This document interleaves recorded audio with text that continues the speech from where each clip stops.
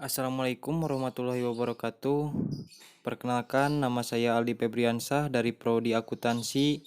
Ingin menjelaskan materi demokrasi dan pendidikan demokrasi. Pengertian: demokrasi berasal dari bahasa Yunani yaitu demos atau rakyat atau penduduk suatu tempat, dan kratein atau kratos, pemerintahan atau berkuasa.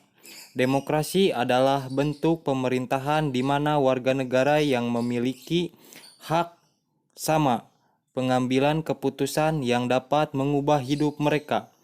Pendidikan demokrasi adalah pendidikan yang memberikan kesempatan yang sama kepada setiap peserta didik untuk mencapai tingkat pendidikan sekolah yang setinggi-tingginya sesuai dengan kemampuannya.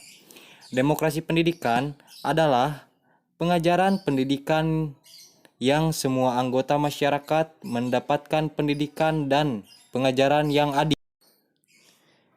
Menurut Aristoteles, demokrasi adalah suatu kebebasan atau prinsip demokrasi.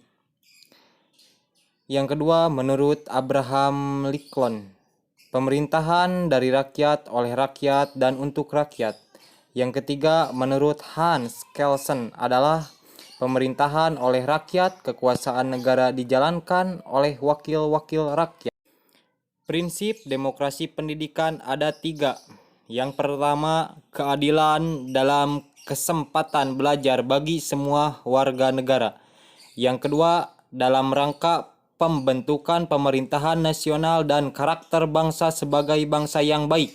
Yang ketiga, suatu ikatan erat dengan cita-cita nasional. Hubungan demokrasi dan pendidikan. Poin pertama, pendidikan sebagai sarana perubahan budaya masyarakat. Poin kedua, pendidikan sebagai pelaksana kekuasaan negara.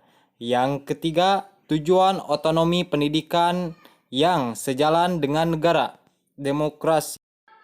Tujuan pendidikan demokrasi. Tujuan pendidikan demokrasi adalah untuk mempersiapkan warga masyarakat berpikir kritis dan demokratis. Dengan demikian, tampaklah bahwa demokrasi pendidikan merupakan pandangan hidup yang mengutamakan persamaan hak dan kewajiban serta perlakuan yang sama di dalam proses pendidikan antara pendidik dan anak didik, serta juga dengan pengelola pendidik. Pelaksanaan demokrasi pendidikan di Indonesia. Ada banyak pasal-pasal pelaksanaan demokrasi pendidikan di Indonesia. Mari kita simak sama-sama.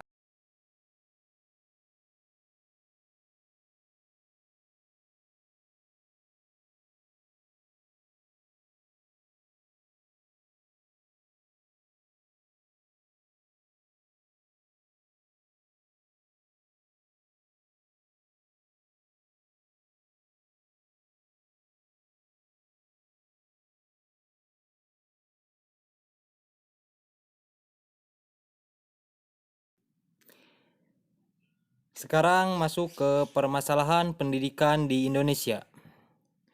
Permasalahan pendidikan di Indonesia ada 3.